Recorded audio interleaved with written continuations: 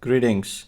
Let us learn about how to perform submucosal saline injection. And when it comes to saline injection, depending upon the size of the polyp, you may pick up a 10 ml syringe that is pre-filled with saline. And if in case you need to do a larger resection, you may want to prepare a 100 ml saline bag and then load up multiple syringes with saline. When it comes to picking up the size of the syringe, the best syringe for submucosal injection is a 10 ml syringe. So now let us look at how to operate an injection catheter. Every injection catheter has basically two components: a catheter, injection catheter that is enclosed in an outer catheter so that the needle doesn't damage the channel of the endoscope when it is going down the biopsy channel. So here is an injection catheter that has been removed from the envelope. When it comes out, the needle is enclosed in the outer catheter. The needle catheter is enclosed in the outer protective catheter. And in order to get the needle out, you pull the outer catheter towards the hub. And then that brings the needle out. And then when you push the outer catheter away from the hub, the needle gets enclosed or the needle gets in. So it's important for the assistant to know the terminology that is used by the endoscopist. I try to say needle out. That means needle should come out of the catheter and be visible. And needle in, that means needle should go back into the catheter and is protected. So once you take out a needle catheter, you want to check whether it is operating well or not by pushing the needle in and out, checking that mechanism. And then you attach the syringe. And then once you attach the syringe that is filled with saline, you want to check the function of the needle catheter. So what you do is you get the needle out and you check the system by pressing on the plunger to prime the catheter and see whether fluid comes out and make sure that there are no bubbles. That is important. And once you check the needle catheter, before you hand it over to the endoscopist, you should bring the needle back into the catheter, that is needle in. And once you do that, you hand over to the endoscopist. One important step, when you are handing over any catheter, make sure that it is enclosed. When it is needle, the needle should be enclosed in the plastic outer tube and not exposed. Otherwise, you can cause damage to the endoscopist or anybody working with you. So once the needle is in, you hand over to the endoscopist, and the endoscopist will push it through the biopsy port all the way down. And once the needle comes out of the endoscope into the operating field, you will inject whenever the endoscopist says inject. So now let us look at how do you inject. And for most polyp resections, one of the principles is to inject into the submucosal plane and lift the polyp away from the muscle so as to create a resection with less deep thermal injury. So let us see how this submucosal injection is done.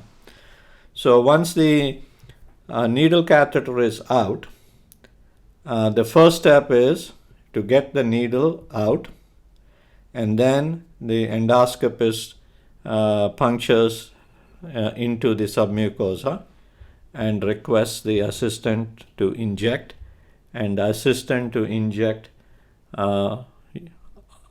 using the tap technique, where the assistant taps on the plunger, a small amount of fluid comes out, and as he taps, the small amount of fluid in the submucosal tissue plane will try to lift the polyp and create a submucosal lift.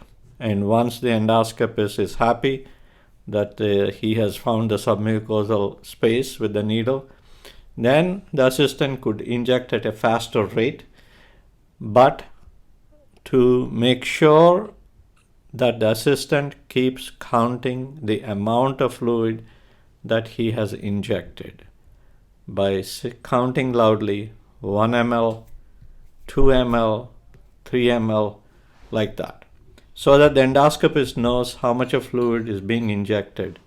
And it also helps him to figure out whether the fluid is going outside the wall of the colon, if a lot of fluid has gone in but not a good lift. So here is a good lift, and this was a successful submucosal injection. So let us look at another technique that I've seen people using that is not a technique that gives you successful submucosal injection. Here is the catheter. The needle is not yet out, and the endoscopist may say, needle out and inject, and the needle goes out, and then the fluid is injected into the extramural space, and you want to avoid that. And that's a technique which should be avoided. Instead, one should practice having the needle exposed and then puncturing the submucosa under direct vision. There are some adverse reactions to submucosal injection. Sometimes when you inject, if by chance you inject and hit a blood vessel, it can create a submucosal hematoma. This is very rare, and I've seen it maybe a few times in the last 20-25 years.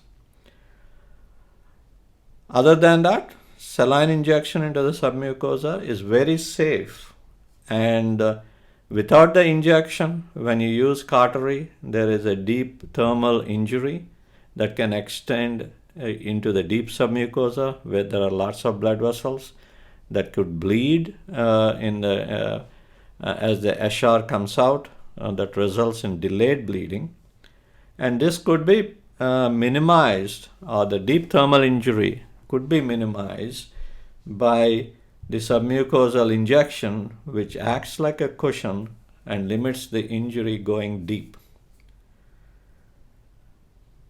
We have seen that when you use APC, say for example you use 45 watts of APC for 3 seconds, and you apply to the mucosa, you may think that the whitening that you see on the mucosa is the true extent of injury. But in fact, the damage can be much deeper all the way through and through. On the other hand, if you do the same thing, but with submucosal injection of saline, and then you look at the damage, it is much more limited to just the mucosa and superficial submucosa. Compare this benefit of submucosal injection limiting the thermal injury. Compare this to application of electrosurgery with APC or any other electrosurgery, when you don't have the submucosal fluid cushion that protects the deeper injury. The deeper injury can go quite deep, so something to keep in mind. Hence, whenever one is removing the polyps, especially beyond a particular size, in my case, I'm pretty liberal with the use of submucosal injection, Anything about 10 millimeters, 15 millimeters, I start injection of submucosal fluid. That allows me to do a safer resection. And the submucosal cushion also allows you to define the true nature of the polyp. Sometimes if it is over a fold, you may not see what is hiding behind. So there are lots of benefits of submucosal injection. And in summary, make sure that you take a 10 cc syringe, prime your catheter, and as an assistant, when you give the catheter to the endoscopist, make sure the needle is enclosed inside the outer sheath to avoid injury. And the endoscopist should get the needle out before he punctures, and the assistant should use the technique of tap, tap, tap, tap for small squirts of fluid and counting loud how much of fluid is being injected, 1 ml, 2 ml, 3 ml, etc. And the benefits of submucosal injection are quite large. Limits deeper thermal injury and also makes certain polyp resections, especially if they are in a difficult location, easier. I hope this is useful. Thank you.